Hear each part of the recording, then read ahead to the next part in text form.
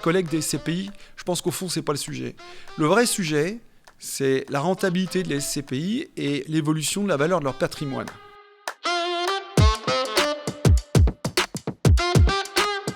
Le phénomène, il est assez simple à comprendre. Il y a d'abord un phénomène mécanique. Un enfant de 5 ans va comprendre ce que je vais lui expliquer. En fait, depuis 10 ans, les prix de l'immobilier ont augmenté, en France évidemment, mais aussi un peu partout en Europe, dû à la baisse des taux d'intérêt. Alors, pour bien comprendre le lien entre taux d'intérêt et immobilier, parce que c'est peut-être pas si simple que ça, c'est pas si instinctif. En définitive, quand vous faites un investissement, quel qu'il soit, vous le faites en raisonnement par rapport au risque que vous prenez. Alors, je vais vous donner un exemple. Si je vous propose un investissement auquel vous n'avez aucun risque en capital, si vous êtes sûr de retrouver votre capital au bout de 5 ans ou 10 ans, je peux vous proposer un taux de rendement, un taux d'intérêt de ce placement, on va dire peut-être 3%. Et si je vous propose ça, et que derrière quelqu'un d'autre vous propose un placement avec plus de risque, c'est-à-dire que vous allez peut-être pouvoir perdre votre capital ou une partie de votre capital, évidemment, vous allez dire pourquoi pas, mais qu'est-ce que je gagne en plus en contrepartie de mon risque? Donc peut-être que vous allez dire, si je peux perdre jusqu'à 20% de mon capital, eh bien je voudrais un rendement de 6%. Alors, il faut considérer que contrairement à ce qu'on imagine, donc l'immobilier n'est pas une valeur refuge, c'est une valeur tangible, c'est-à-dire qu'on peut toucher le mur, on peut toucher l'immeuble, mais la valeur d'un immeuble, ça bouge. Et donc, le capital n'est pas garanti dans l'immobilier, quel que soit l'immobilier. Vous achetez un appartement pour louer, votre résidence principale, contrairement à des idées reçues, bien, la valeur peut baisser à un instant T, à un moment donné. Voilà. Donc l'immobilier, elle est corrélée au taux d'intérêt sans risque, et donc au placement sans risque. Donc si les placements sans risque baissent en rendement, eh bien la valeur du rendement de l'immobilier va baisser. Dit autrement, à revenu équivalent, le prix va augmenter. Eh bien, c'est ce qui s'est passé avec la baisse des taux d'intérêt. Il y a encore quelques mois, les taux d'intérêt, il y a un peu plus de 12 mois, les taux d'intérêt étaient proches de zéro. Et donc on faisait de l'immobilier avec une prime de risque de 3 ou 4%. Alors que quand les taux d'intérêt étaient plutôt de l'ordre de 5-6%, il y a une quinzaine d'années, eh bien, le rendement de l'immobilier était plus près de 8%. Donc vous avez compris ce qui s'est passé. Le prix a augmenté comparativement aux revenus et donc les rendements ont baissé. Mais il fallait bien imaginer que le jour où les taux d'intérêt allaient remonter, d'accord, eh bien, la valeur, le rendement que vous attendriez de l'immobilier augmente. Comme les loyers ont relativement peu bougé, qu'est-ce qui s'est passé? Eh bien, les taux, les prix de l'immobilier ont baissé.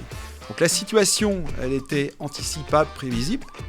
Et donc, une façon de se protéger, c'était de s'y préparer. Et pour bien s'y préparer, eh bien, il fallait être à la fois conscient des marchés qui pouvaient être peut-être plus intéressants et surtout éviter les marchés trop chers. Parce que c'est quand les marchés sont trop chers, les marchés où il y a le plus de demandes, que vous prenez le plus de risques. Donc, pour faire un lien maintenant avec les SCPI, eh on est passé d'une période dans laquelle les SCPI ont beaucoup collecté quand le marché était très cher, à une période dans laquelle, avec la hausse des taux d'intérêt, eh bien, les prix de l'immobilier se sont baissés et donc la valeur des immeubles de façon générale a baissé. Alors ça n'a pas baissé de façon uniforme et ça a baissé dans des proportions qui peuvent être diverses et variées.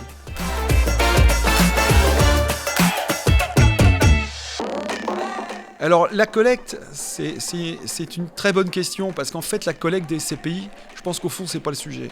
Le vrai sujet, c'est la rentabilité de les SCPI et l'évolution de la valeur de leur patrimoine. Et ça a été une énorme confusion dans les 10 années qui viennent de s'écouler, puisqu'on a surtout parlé de la collecte des SCPI. Ce qu'il fallait regarder, c'était la rentabilité. La rentabilité des SCPI, comme je viens de l'expliquer, du fait de la hausse des marchés immobiliers, eh bien, elle a baissé. C'est-à-dire que le rendement a baissé et la valeur des patrimoines, c'est vrai, a aussi augmenté. On est donc dans une situation inverse aujourd'hui. Alors les rendements, ils sont ce qu'ils sont. Les locataires payent toujours les loyers. En revanche, la valeur et le prix de l'immobilier ont donc baissé.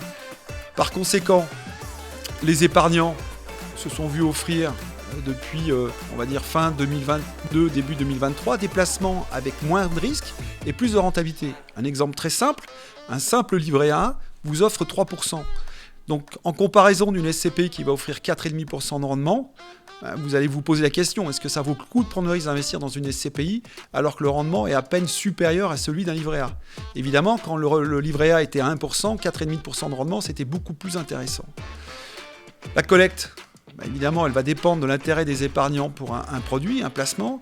Et bien évident que si le rendement des SCPI n'augmente pas avec le rendement des autres placements sans risque, comme le livret A par exemple, eh bien on va avoir un tassement de la collecte. Donc c'est ce qui s'est passé au premier trimestre 2023. La collecte a globalement baissé, fortement baissé, de près de 20%, plus de 20% même. Et donc, on peut s'attendre à ce qu'au deuxième semestre 2023, la collecte continue à baisser. Mais maintenant, la chose importante, c'est comment vont se comporter les rendements et quels sont les SCPI qui vont, dans ce contexte-là, réussir à tirer leur épingle du jeu, c'est-à-dire qu'elles vont réussir à continuer à collecter pour pouvoir investir dans un marché qui, vous l'avez compris, est beaucoup plus intéressant aujourd'hui parce qu'il offre de meilleurs rendements et puis il a plus de chances demain matin de s'apprécier, notamment avec une rechute des taux d'intérêt.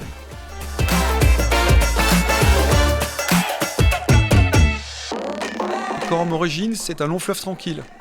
C'est un long fleuve tranquille qui a, c'était une SCPI extrêmement disciplinée, qui a d'abord vu ce qu'elle était capable, a mesuré ce qu'elle était capable d'investir. Alors, pas qu'en France, sur le marché européen, c'est la première SCPI européenne.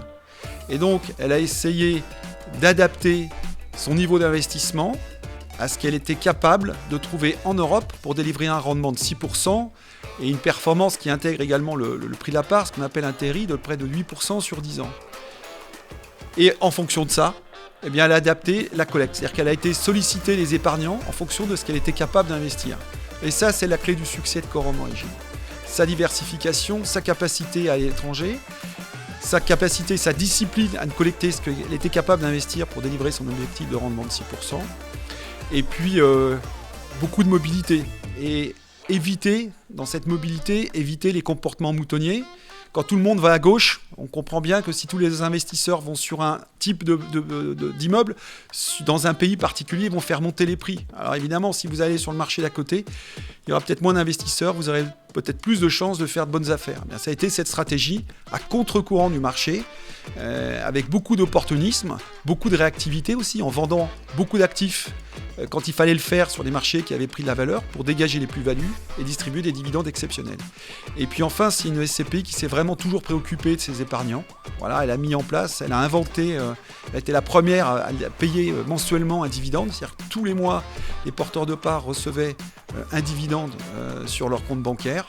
Elle a donc mis au centre de sa stratégie l'intérêt des épargnants qui, en définitive, ont pour objectif non pas de faire de l'immobilier, mais d'avoir un placement qui leur permet d'avoir un revenu sur long terme, stable, régulier, et puis qui, au maximum, préserve leur patrimoine, quelles que soient les circonstances.